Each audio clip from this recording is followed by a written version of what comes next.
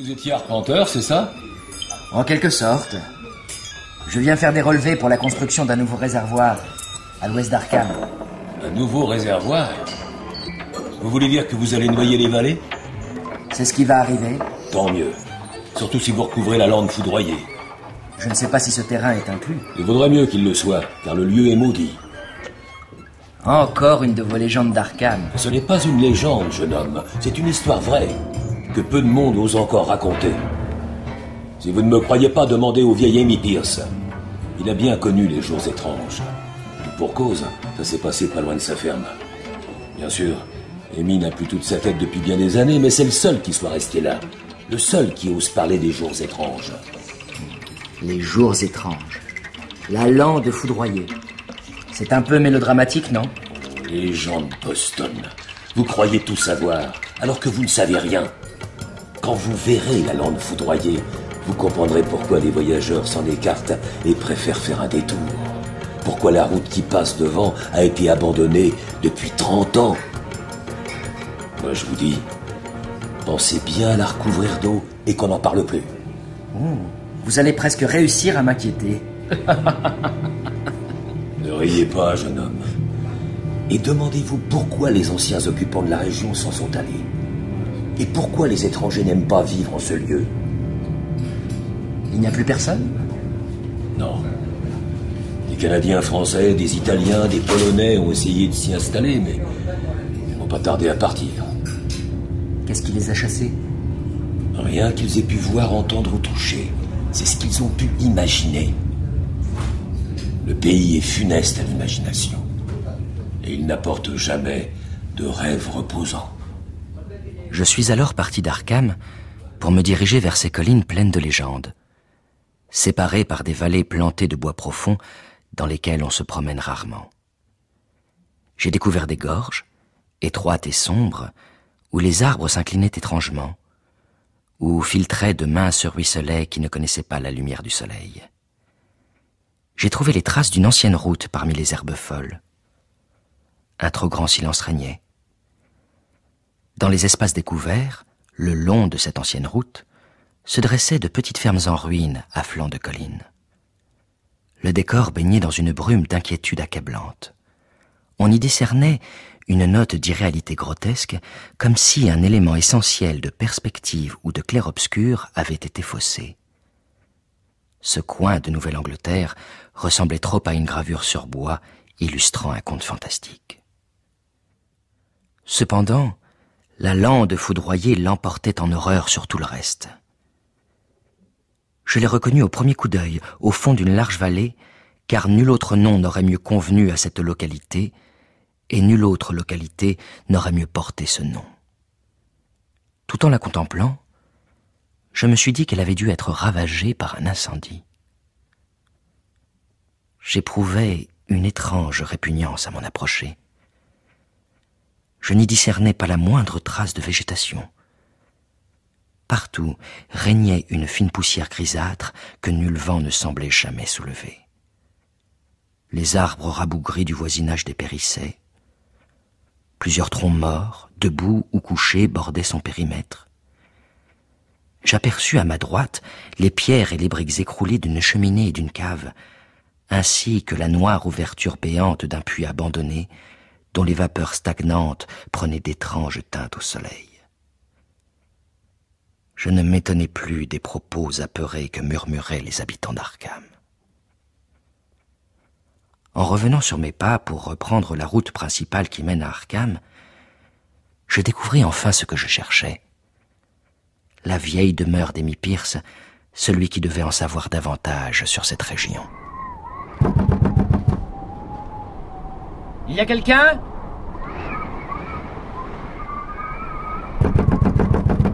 Qu'est-ce que c'est? J'ai besoin d'aide. Je suis perdu.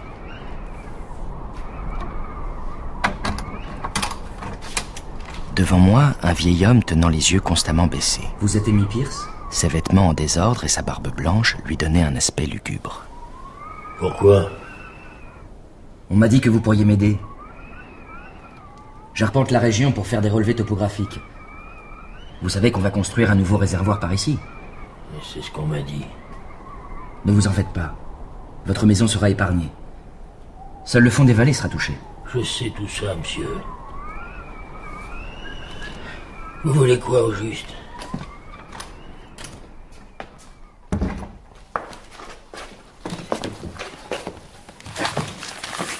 J'ai besoin de donner un nom à divers éléments. Pourquoi faire? Puisque vous allez les recouvrir d'eau. Disons que ce sera plus facile pour mon rapport. Les noms, monsieur, vaut mieux les oublier. Vaut mieux que tout ça soit sous l'eau. Après ce qui s'est passé pendant les jours étranges. Les jours étranges? Vous n'êtes pas le premier à en parler? Ah, ça... Je suis sans doute celui qui en sait le plus là-dessus. D'après Amy Pierce, tout avait commencé avec le météorite. Jusqu'alors, monsieur, ces bois n'étaient pas hantés. Et leur extraordinaire pénombre n'inspirait nul effroi avant la venue des jours étranges. Que s'est-il passé? Il y a eu ce nuage blanc en plein midi.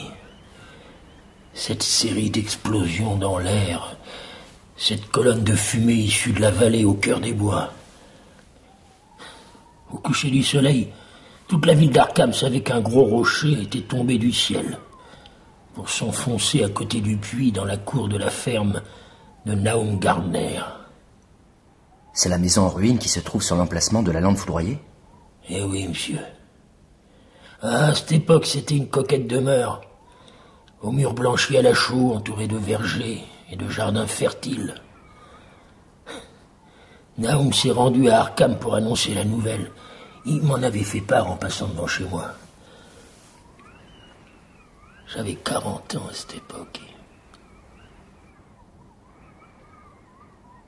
Avec ma femme, j'ai suivi le professeur de l'université de Miskatonic, qui le lendemain matin s'est empressé d'aller examiner l'étrange chose venue des espaces interplanétaires. Nahum Gardner nous attendait.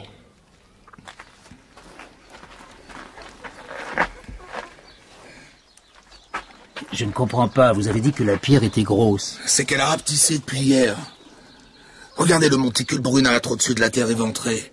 Et l'herbe calcinée près du puits. La trace est plus grande que la pierre. Mais les pierres ne rapetissent pas. C'est étrange.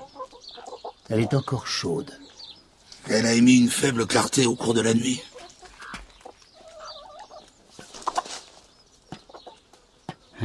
Étonnant. Elle est molle. Presque plastique. Impossible à ébrécher.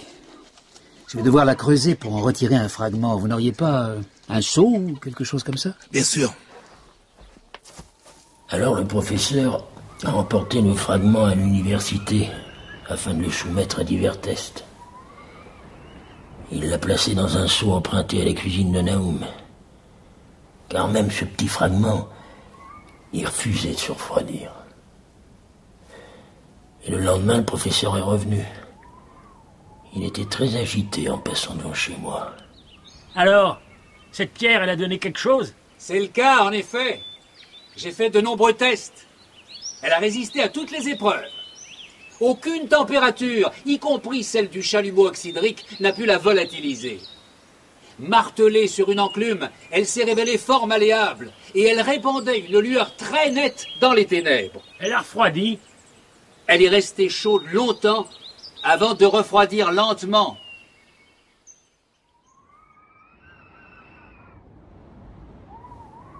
Vous voyez, monsieur, je me souviens plus trop de tous les noms que ce professeur a employés. Mais ce dont je me souviens surtout, c'est que le professeur a dit qu'il n'avait plus de pierre. Comment ça? Le fragment avait disparu, comme volatilisé. Et il n'y avait plus qu'une trace calcinée, là où elle avait été posée pour la nuit. Il n'avait pas d'explication? Aucune. Et c'est pourquoi je l'ai accompagné à nouveau chez Nahum. Vous voulez du thé, monsieur? Oh, vous dérangez pas. Oh, je vais en faire pour moi, de toute façon. J'imagine que la météorite avait encore rétréci. Oh, exact, monsieur. Tout autour de la masse brune, près du puits, il y avait un espace vide. Sauf à l'endroit où le sol s'était creusé. Alors qu'elle mesurait 2,50 m de large la veille, elle atteignait à peine 2 mètres maintenant. Elle était encore brûlante. Et le professeur a étudié sa surface avec curiosité, tout en détachant un gros morceau, avec un ciseau à froid.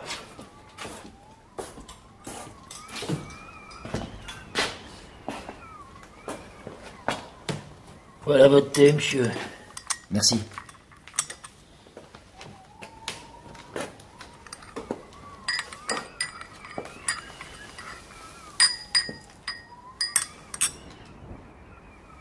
J'en étais où? Le professeur. Ah, c'est ça, monsieur. Le professeur a dit que la couleur était impossible à décrire. C'était comme une couleur venue d'ailleurs. Ensuite, le professeur est rentré à Arkham avec le second morceau de la pierre, qui, au laboratoire, s'est montré aussi déconcertant que le précédent. Et cette nuit-là, un violent orage a éclaté. Le lendemain, lorsque le professeur s'est rendu chez Nahum, il a éprouvé une amère déception.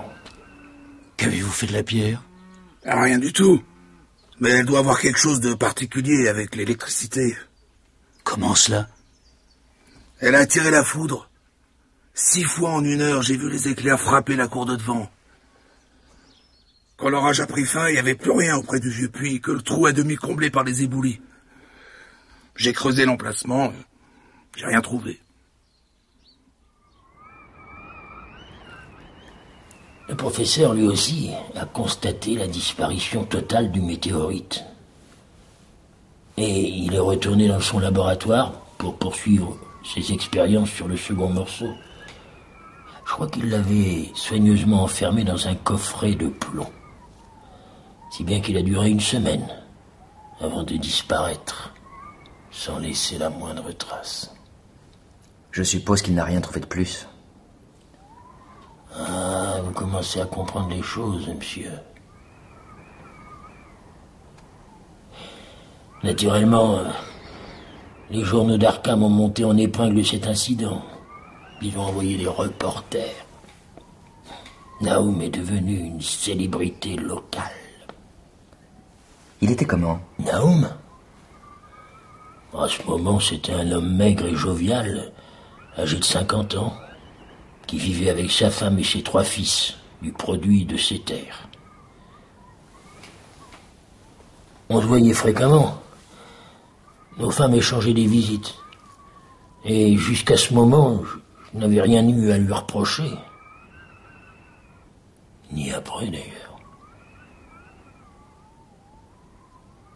Amy? Quoi? Vous parliez de Nahum. Nahum.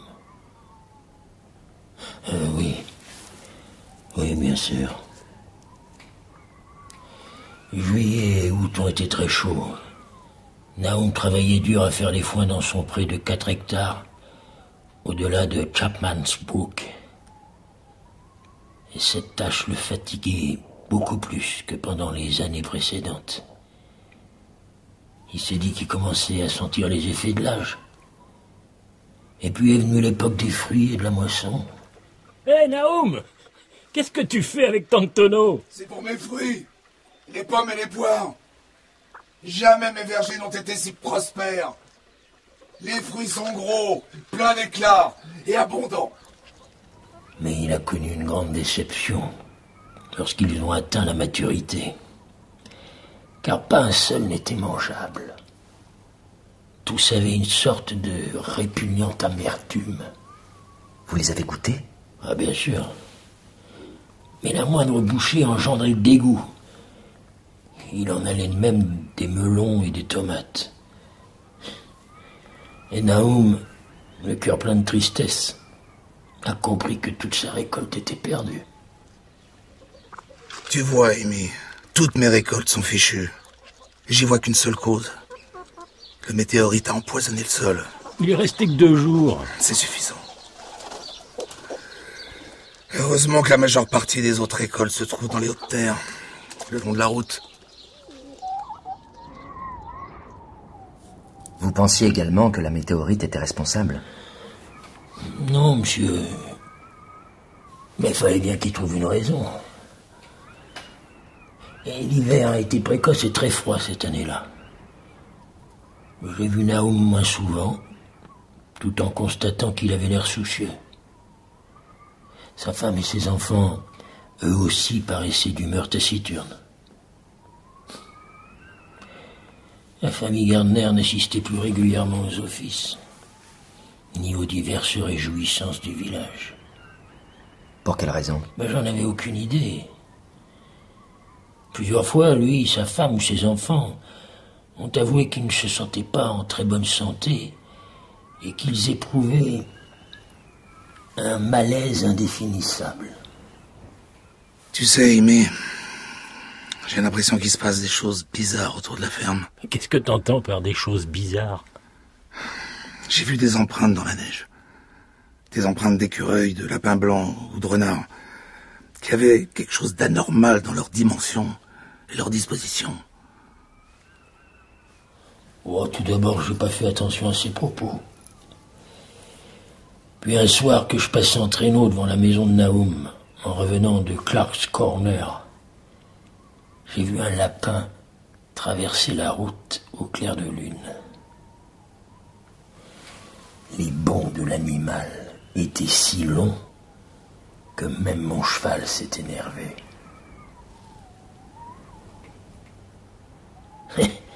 En fait, il se serait emballé si je l'avais pas retenu d'une main ferme. Alors par la suite, j'ai écouté les histoires de Nahum avec plus d'intérêt. Je me demandais pourquoi les chiens du fermier semblaient si déprimés tous les matins. Ils avaient presque perdu le courage d'aboyer. Une sorte d'apathie?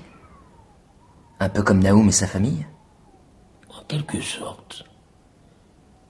Mais c'était maintenant un fait bien établi que les chevaux prenaient peur aux abords de la ferme de Nahum. Et qu'il y avait des choses bizarres. Les gens ont affirmé que la neige fondait autour de la ferme plus vite que partout ailleurs. Début mars, non loin de chez les Gardner, on a remarqué les choux qui émergeaient de la boue. Ils étaient énormes. Et il était impossible d'en définir la couleur. Au cours de l'après-midi, plusieurs personnes sont allées voir cette végétation anormale. Alors on a reparlé des fruits gâtés de l'automne précédent. Et le bruit s'est répandu que les champs de Nahum étaient empoisonnés. Bien entendu, le météorite en était cause. Se rappelant que le professeur de l'université avait trouvé la pierre fort étrange, quelques fermiers sont allés lui exposer la situation. Il est revenu voir? Eh oui, monsieur. Mais il s'est montré très modéré dans ses conclusions.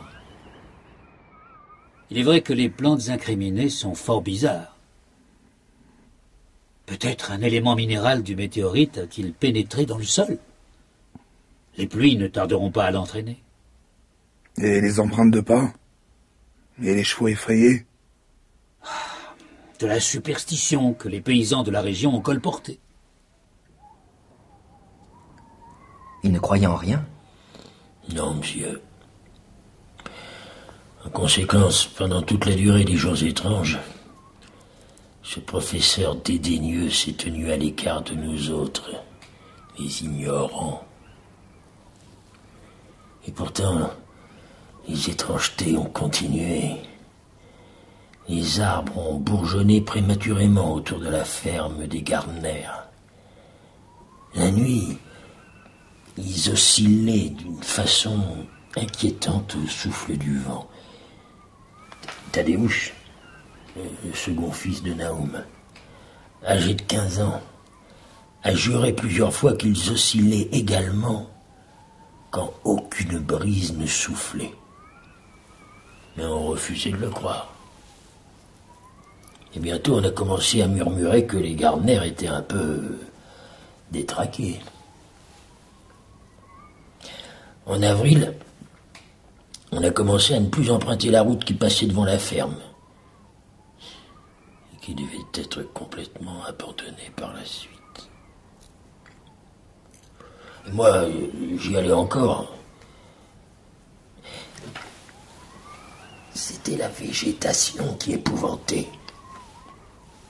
Tous les arbres du verger s'étaient couverts de fleurs aux teintes bizarres, comme les variantes d'une couleur morbide.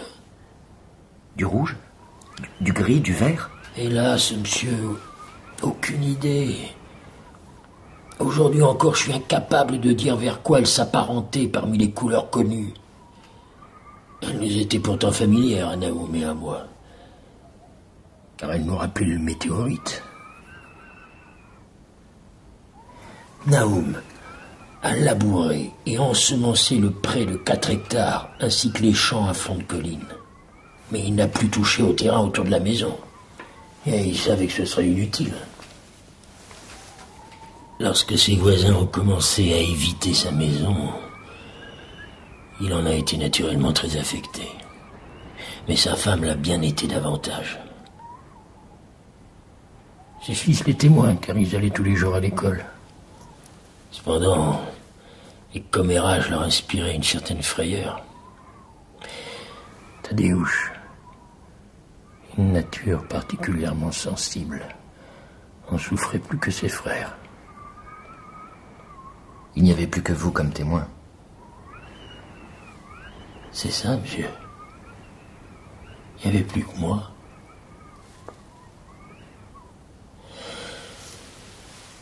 Et en mai, sont arrivés les insectes. La ferme de Naoum est devenue un cauchemar.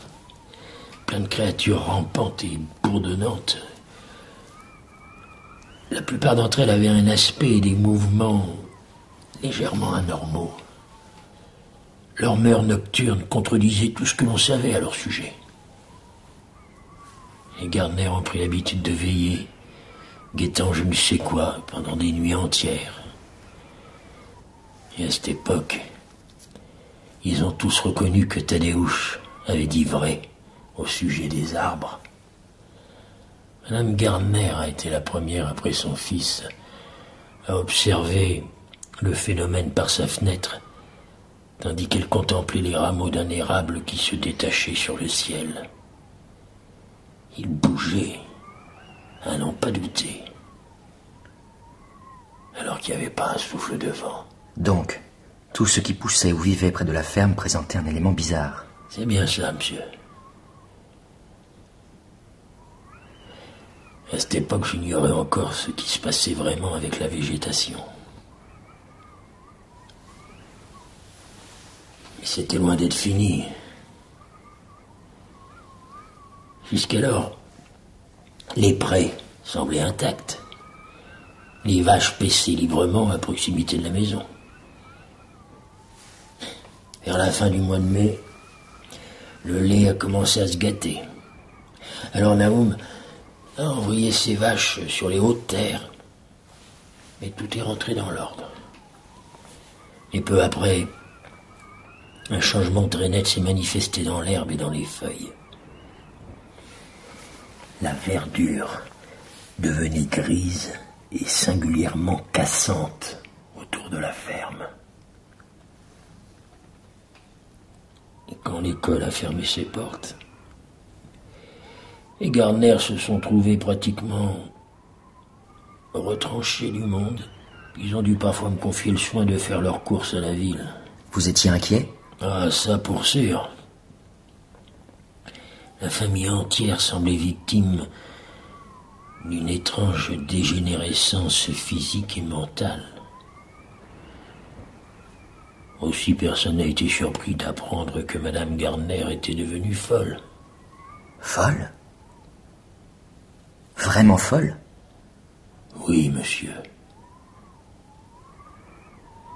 Ça s'est produit en juin, environ 1 an après la chute du météore.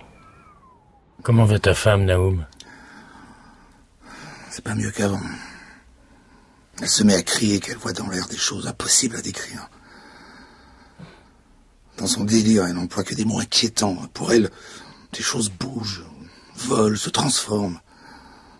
Quelque chose lui est enlevé, on lui a arraché quelque chose. Quelque chose s'attache à elle, rien n'est immobile dans la nuit. Les murs et les fenêtres se déplacent. Elle a vu le médecin? Non. Tu penses pas qu'il faudrait l'emmener à l'asile? Non. Je vais la laisser comme ça dans la maison. Tant qu'elle est inoffensive pour elle-même et pour les autres. Mais la situation a empiré, puis.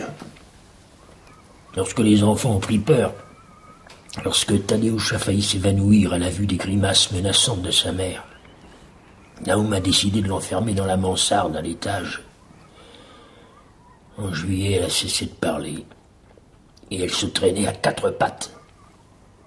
Tu sais quoi, Amy? Je crois qu'elle luit légèrement dans le noir. Tout comme la végétation environnante. Naoum aussi devenait fou? Non, il donnait juste l'impression d'être troublé. Amy, je dois t'emprunter ton cheval pour les foins. T'as pas assez des tiens? Ils se sont enfuis il y a plusieurs jours. On te les a volés? Non.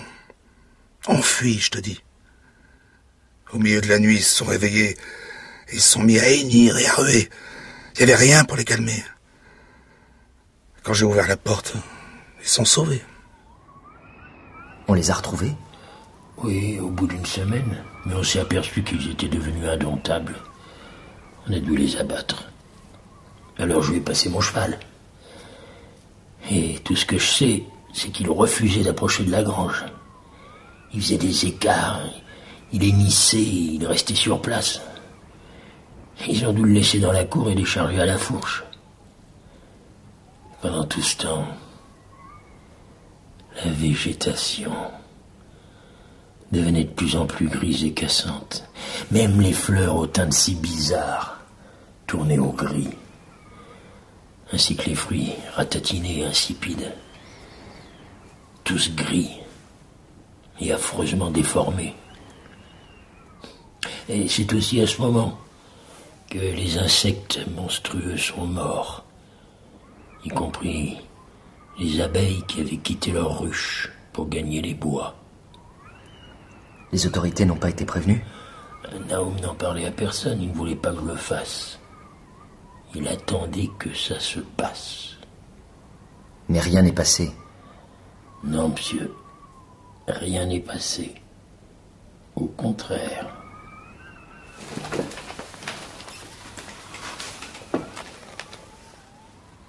Je dois avoir quelques biscuits au gingembre si vous avez faim. Pas vraiment. Ils sont encore bons. J'ai une boîte en fer pour les garder. Ça ira, merci. Je les sors quand même.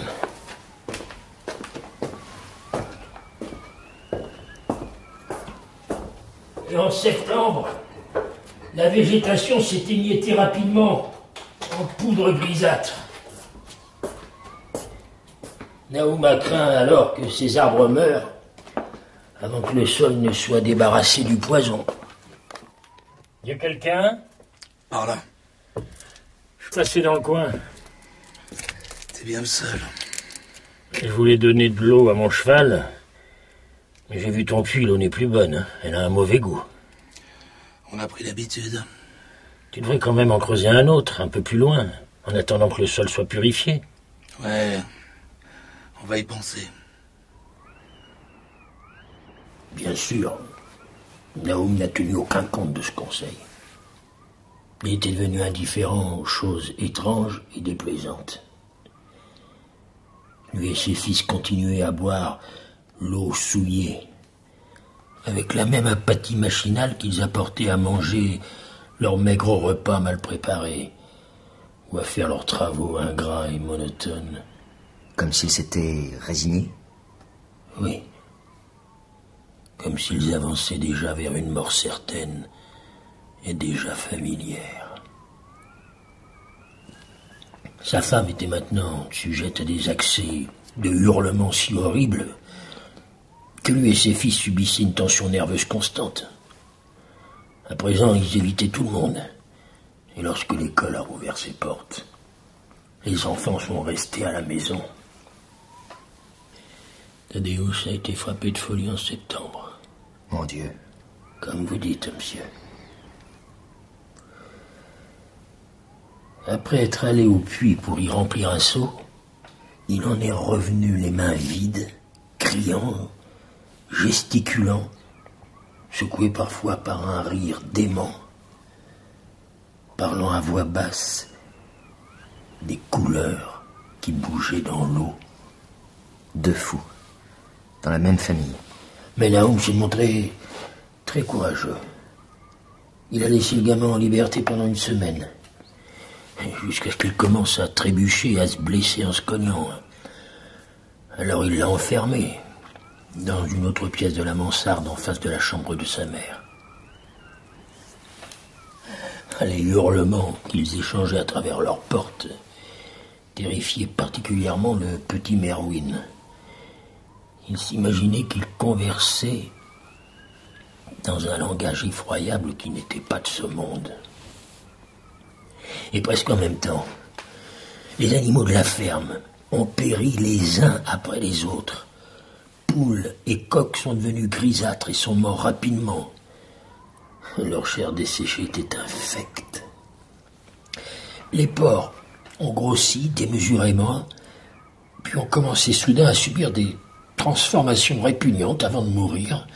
Ensuite, les vaches ont succombé à ce mal mystérieux, et aucun vétérinaire rural ne voulait s'approcher de la ferme. Quant à celui d'Arkham, il était manifestement déconcerté. Nahum avait tout perdu. En effet, monsieur. Quand est arrivée l'époque de la moisson, il ne restait pas un seul animal chez les Gardner. La volaille et le bétail étaient morts. Et les 3 chiens avaient fui pour ne plus jamais reparaître.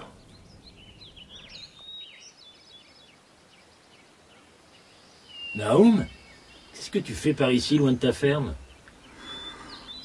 Terrible nouvelle. Tu me fais peur. Thaddeus.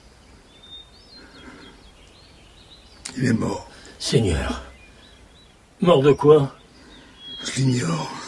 J'ai pas cherché à savoir. J'ai préféré creuser une fosse pour l'ensevelir au plus vite. Bien sûr, avec ma femme, nous l'avons consolé autant que possible. Mais nous étions inquiets pour eux et pour nous aussi. Je l'ai raccompagné chez lui avec beaucoup de répugnance. Et j'ai fait ce que j'ai pu pour apaiser les sanglots convulsifs du petit Merwin.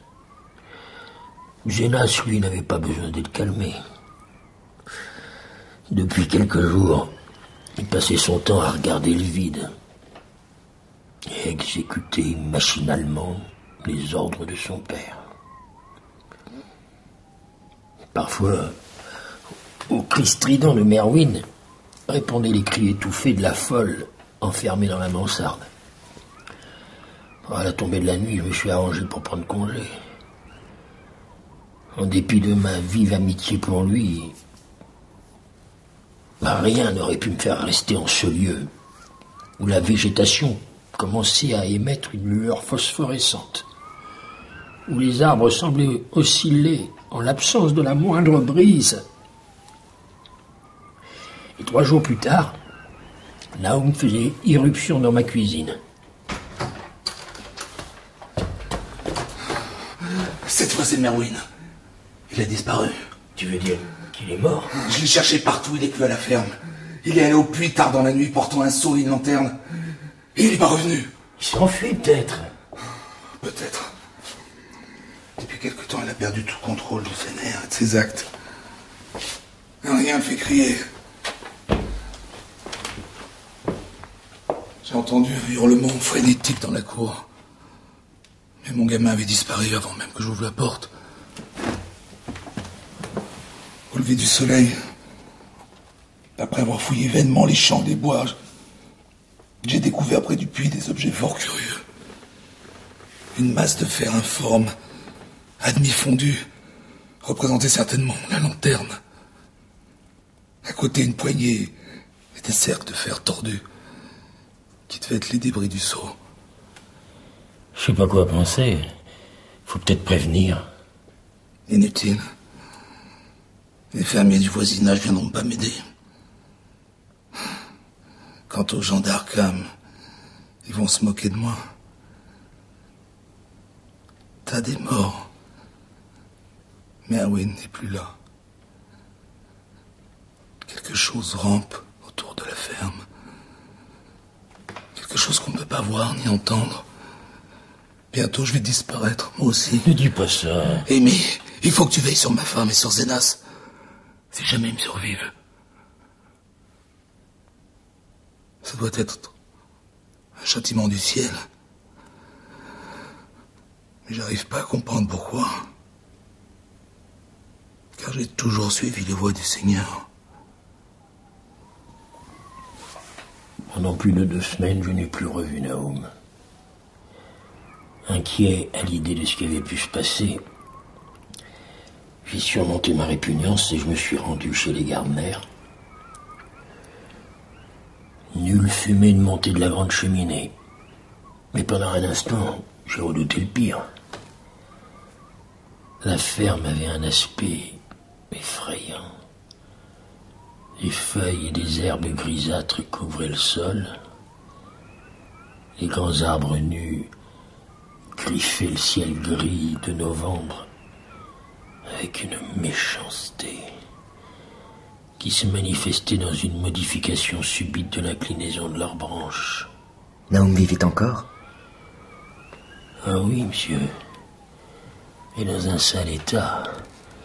Il était étendu sur un petit lit dans la cuisine. Dans la pièce régnait un froid glacial. Il semblait très affaibli, mais parfaitement conscient. Et capable de donner à Zenas des ordres simples. Que s'était-il passé? Je crois que la corde avait fini par se rompre. Naoum n'éprouverait plus désormais aucun chagrin. Ses propos devenaient incohérents. Merwin, dans le puits. Il vit dans le puits. Et ta femme? Nabi. Ben voyons. Elle est ici. J'ai laissé Naoum marmotter des paroles incohérentes. J'ai pris les clés accrochées à un clou près de la porte et j'ai gravi l'escalier qui menait à la mansarde. Une odeur infecte régnait dans le couloir où l'on n'entendait aucun bruit. Une seule des 4 portes était fermée.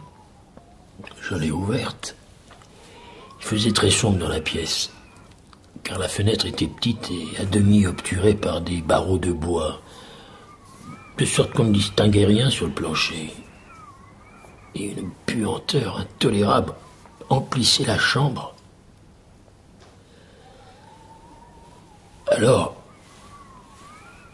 j'ai aperçu une forme noire dans un coin. Lorsque je l'ai discerné plus clairement, je me suis mis à hurler.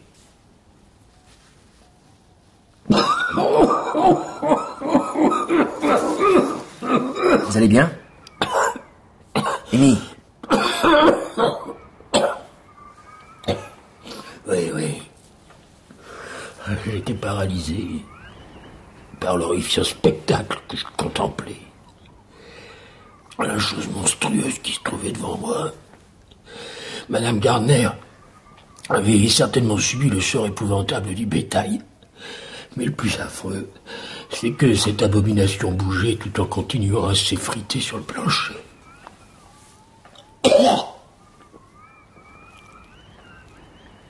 Amy, passé ensuite? Ensuite?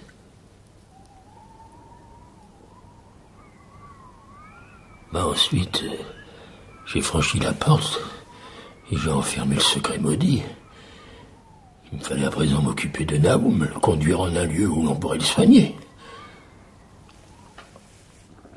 Au moment où j'ai commencé à descendre l'escalier sombre, j'ai entendu un bruit sourd et un cri étouffé en dessous de moi. Je me suis arrêté sous l'effet d'une crainte vague et j'ai perçu d'autres sons au bas de l'escalier. On traînait un objet pesant sur le sol. Par ailleurs, il y avait un bruit diabolique, ignoble, visqueux. Le bruit d'une succion immonde. Le moindre détail de la scène est gravé profondément dans mon cerveau. Les bruits, l'atroce sensation d'attente, les ténèbres, l'escalier, et surtout tout est divin. La faible luminosité de toutes les boiseries visibles, marches, lattes, poutres. Et à ce moment, a retenti le hennissement frénétique de mon cheval, suivi par le fracas d'un galop furieux. Il s'enfuyait. Mais ce n'était pas tout. Il y a eu un autre bruit au dehors. Une espèce d'éclaboussement provenant du puits. J'ai alors perçu distinctement un léger bruit de reptation sur le plancher. J'ai resserré mon étreinte sur un lourd bâton que j'avais ramassé dans la mansarde. Et rassemblant tout mon courage, j'ai achevé de descendre l'escalier pour me diriger vers la cuisine. Mais j'ai pas eu à y pénétrer. Quelque chose était venu à ma rencontre. Quelle chose? Qu'avez-vous vu? Et je ne saurais dire. L'affaissement, la coloration grisâtre et la désintégration paraissaient extrêmement avancées. La chair horriblement friable se détachait en fragments desséchés. Il y avait l'immonde parodie de ce qui avait été le visage humain de Naoum. C'est rien. Rien que de la couleur. Ça brûle. Froide et humide qu'elle est, mais ça brûle. Elle vivait dans le puits. Je l'ai bien vue. Une espèce de fumée. Toute pareille que les fleurs au printemps. Le puits, il brillait la nuit. Tad, Merwin, Zénas, tout ce qui est vivant. Elle suce la vie. Cette pierre, tout qu'elle a empoisonné. Tout pareil que les plantes et les fleurs. Elle vous attaque le cerveau. Et après, ça vous prend tout entier. Ça vous brûle. Dans l'eau du puits. Pour ça, t'avais raison. C'est de l'eau qui est mauvaise. Merwin, il est jamais revenu du puits. Tu peux pas t'en aller. Elle t'attire. Tu sais qu'il va arriver quelque chose. Mais tu peux pas bouger. Nabi, où c'est qu'elle est, Amy? J'ai plus ma tête à moi. Je sais plus quand c'est que je lui ai donné son manger. Cette couleur va la tuer. Elle aussi. C'est rien que de la couleur. Fais attention, Amy. Elle a encore pas fini son travail. Elle suce la vie.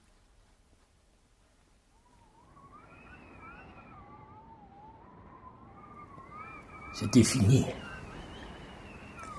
La chose qui venait de parler n'a plus rien dit d'autre, car elle s'est complètement affaissée. J'ai jeté une nappe à carreaux rouges sur les débris informes et je suis sorti en chancelant. Zénas n'était plus là. J'ai alors jeté un dernier coup d'œil au puits et je me suis immédiatement mis en route pour Arkham. J'ai informé les autorités que la famille Gardner n'existait plus. Oh, je me suis contenté de déclarer que Naoum et Nabi avaient succombé, semblait-il, au même mal inconnu qui avait tué le bétail et Tadeusz. Et j'ai ajouté que Merwin et Zenas avaient disparu sans laisser de traces. On vous a interrogé? Oui. Un interrogatoire interminable au commissariat de police. On m'a contraint de conduire 2 inspecteurs et un médecin légiste à la ferme de Naoum. Je peux vous dire, monsieur, que quand nous sommes arrivés, ces gens, malgré leur habitude des spectacles macabres, ils ont été tous bouleversés par ce qu'ils ont trouvé dans la mansarde et sous la nappe à carreaux rouges. Les 2 tas de chair qui tombaient en poussière dépassaient pour eux les limites de l'horreur. En 30 ans de métier, j'ai jamais vu de corps dans un tel état. Je vais faire des prélèvements pour le laboratoire. On a 2 corps dans la maison, un 3e enterré. Où sont les 2 derniers? Je l'ignore, inspecteur. On va devoir chercher. Je ne sais pas pourquoi. J'ai évoqué le puits. L'un des policiers semblait intéressé. Qu'est-ce qu'il a, ce puits? C'est pas impossible qu'on y trouve les corps de Merwin et de Zenas. C'est ce qu'on va voir. Vous allez faire quoi? On va le vider. C'est ce qu'ils firent? Bah oui, monsieur. Ils se sont mis à hisser des seaux d'eau nauséabondes qu'ils ont répandus sur le sol en reniflant d'un air dégoûté. Vers la fin, ils ont même dû se boucher le nez tellement la puanteur était forte. Heureusement que le niveau d'eau n'est pas trop important. Vous voyez quelque chose? C'est pas clair, mais il y a des ossements, des crânes humains et des animaux. Un chien sans doute et d'autres que je ne reconnais pas. La vase du fond semble très poreuse et pleine de bulles. Passez-moi une perche que je sonde. Il a sondé le puits sans trouver le fond. Comme s'il y avait des mètres et des mètres de vase. Quand il a été évident qu'on n'apprendrait rien de plus, on a regagné le salon de la ferme. Vous en pensez quoi? C'est vraiment déconcertant. Tout à fait. Je ne vois pas le lien entre les morts dans la maison et les cadavres dans le puits. Sans compter l'état étrange de la végétation. Et tout ce qu'on raconte dans le pays. Il y a des choses qu'on peut pas expliquer, je vous dis. Bien sûr que toute chose a une explication. Commençons par l'origine de tout ça. Le météorite qui a empoisonné le sol. Ça n'explique pas les maladies sur les animaux qui n'ont mangé aucune des plantes poussant sur ce sol. C'est l'eau du puits, alors. Il faudrait faire des analyses.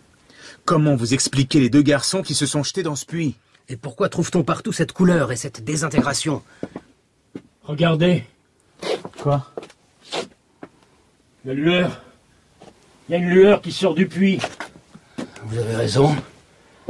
C'est une lueur d'une étrange couleur qui monte vers le ciel. C'est la couleur qu'il y avait sur le météorite. C'est la couleur de la végétation du printemps. Naoum savait. Il disait que ça venait d'un endroit où les choses sont pas pareilles qu'ici. Quelque chose leur fait peur. Il faut y aller. N'allez pas là-bas. Tout ça, c'est bien plus compliqué que ça en a l'air. Naoum m'a dit qu'il y a une chose dans le puits qui suce la vie. Une chose qui vient de très loin dans le ciel. Comme le météorite. De la façon qu'elle est faite et de la façon qu'elle tue, c'est sûr qu'elle n'appartient pas à notre monde créé par notre Seigneur. La lumière devient plus forte. Et les chevaux paniquent. Les arbres bougent. Vous voyez comme les arbres bougent? Comme s'ils frissonnaient. Et pourtant, il n'y a pas de vent. Éteignez les lanternes. Regardez. Les arbres commencent à briller. La couleur... c'est la même couleur. La lumière du puits est de plus en plus dense. Amy, expliquez-nous. Je ne sais pas, je ne sais plus, c'est peut-être la fin du monde. La lumière monte de plus en plus haut vers le ciel. 2 chevaux s'enfuient. Ceux qui tiraient la charrette, il reste que le mien. La grange se met à briller, elle aussi. Ça s'étend sur tout ce qu'il y a d'organique dans les parages. J'ai peut-être réveillé quelque chose en sondant le fond du puits. Pourtant, il n'y avait pas de fond. Uniquement de la vase et des bulles. Ça vient de cette pierre. Ça a grandi au fond du puits. Ça a tué tout ce qui était vivant. Ça s'est nourri de leur corps et de leur esprit. Tad et Merwin, Zenas et Nabi, et Naoum pour finir. Ils ont tous bu l'eau du puits. Ça vient d'un autre monde où les choses sont pas pareilles que chez nous. Et maintenant, ça repart d'où c'est venu. Mon cheval! Non! Non! Amy, qu'est-il arrivé à votre cheval? Je ne sais pas. Il gisait à terre, baignant dans la lumière. Il faut se barricader. Oui. C'est pas la peine. Regardez. La lumière, elle commence à envahir la pièce. Les lattes de plancher. Il faut quitter la maison au plus vite. La porte de derrière, elle donne sur un sentier. Je l'ai défoncée.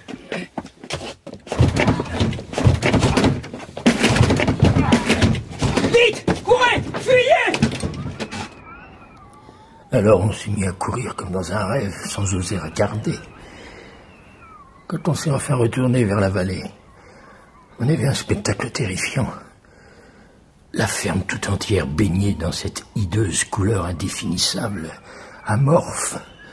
Ce mystérieux arc-en-ciel empoisonné, issu du puits, bouillonnant, clapotant, scintillant, s'étendant sans cesse. Puis brusquement, cette abomination s'est élevée tout droit vers le ciel, comme une fusée ou un météore, sans laisser la moindre trace derrière elle. Et elle a disparu par un trou rond étrangement régulier à travers les nuages, avant qu'un seul d'entre nous n'ait pu pousser un cri. J'ai regardé d'un air hébété la constellation du Cygne, où la couleur inconnue venait de se fondre dans la Voie lactée, lorsqu'un craquement soudain a attiré de nouveau mon attention sur la vallée. La ferme a comme implosé sur elle-même. Il ne restait plus qu'un amas de ténèbres. Peu après, nous étions assaillis par un vent violent qui semblait se déverser du haut des espaces interplanétaires en sombres rafales.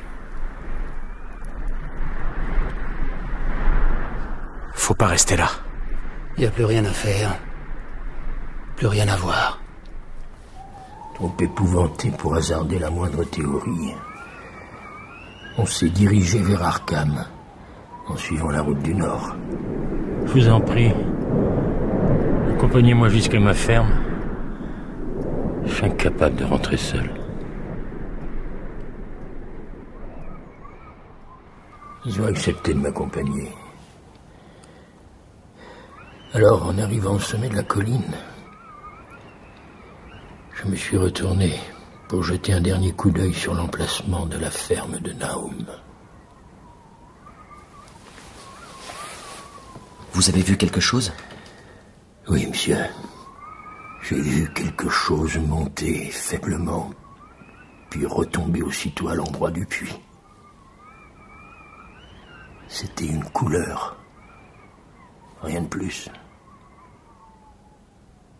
Mais une couleur qui n'appartenait pas à notre monde.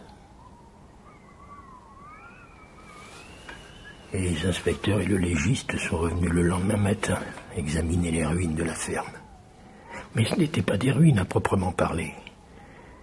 Il ne restait que les briques de la cheminée, les pierres de la cave, quelques débris minéraux et métalliques, et la margelle de ce puits néfaste.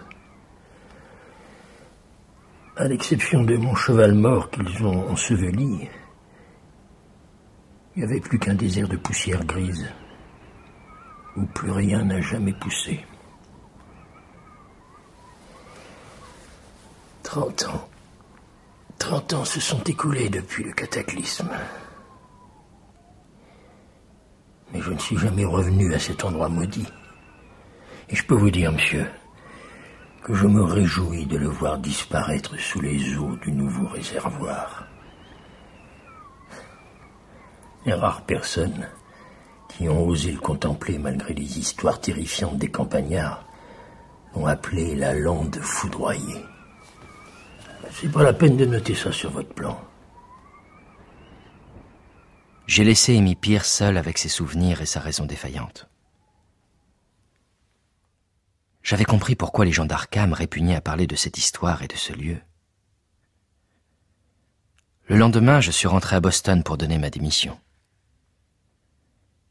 Il m'aurait été impossible de pénétrer de nouveau dans ce fouillis obscur de pentes boisées, d'affronter une deuxième fois cette étendue grisâtre où gît le puits noir à côté d'un amas de pierres et de briques.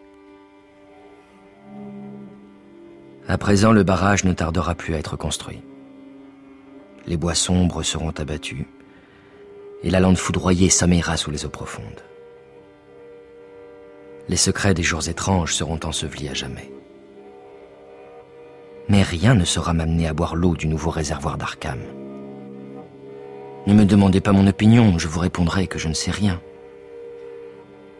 En effet, je n'ai recueilli que le témoignage d'Amy, car les gens d'Arkham refusent toujours de parler des jours étranges. Et le professeur qui a examiné l'aérolite est mort depuis quelques années.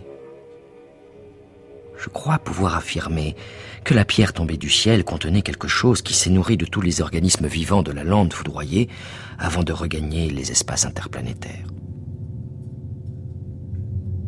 Mais il doit y avoir autre chose encore embusquée dans le puits, car la lumière solaire n'a pas une teinte normale au-dessus de la margelle.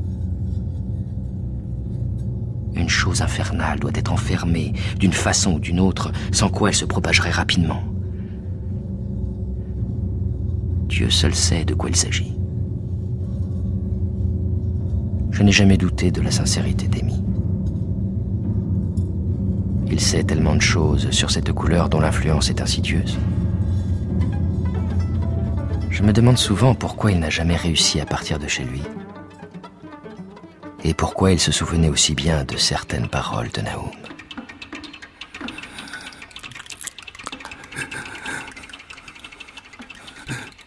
Tu peux pas t'en aller. Elle t'attire. Tu sais qu'il va arriver quelque chose, mais tu peux pas bouger. C'était La couleur tombée du ciel de Howard Phillips Lovecraft, dans une adaptation de Laurent Martin, avec Jean-Benoît Souille, le narrateur, Pierre Forest, l'habitant, Jean Aucotrel, Amy Pierce, Franck Lorrain, premier inspecteur, Martin Amick, deuxième inspecteur, Philippe Lofredo, Nahum Gardner, Jean-Paul Comard, le légiste, Bernard Alouf, le professeur. Bruitage, Bertrand Amiel. Assistance technique et montage, Pierre-Henry. Prise de son et mixage, Bernard Laniel. Assistante à la réalisation, Lise-Marie Barré. Réalisation, Étienne Vallès.